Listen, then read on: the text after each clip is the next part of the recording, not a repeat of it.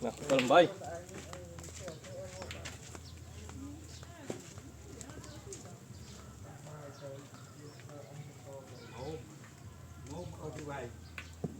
rồi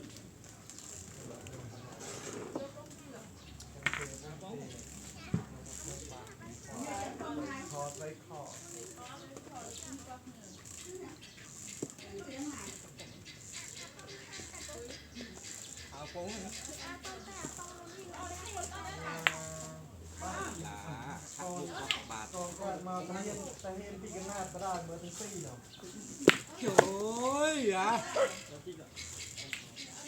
đặt qua có phải tốt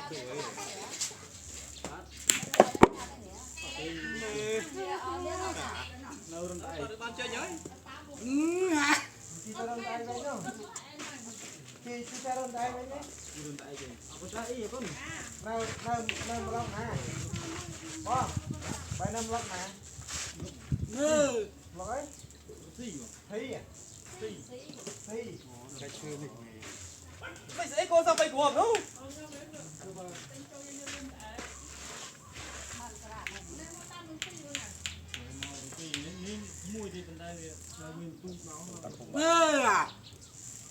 trôn cắt tung mặt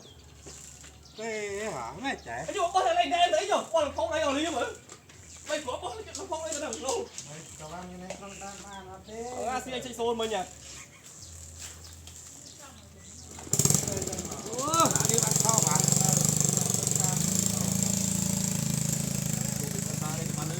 ban chưa thấy ba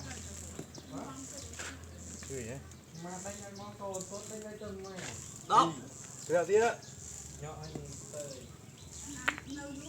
đập muôi mùi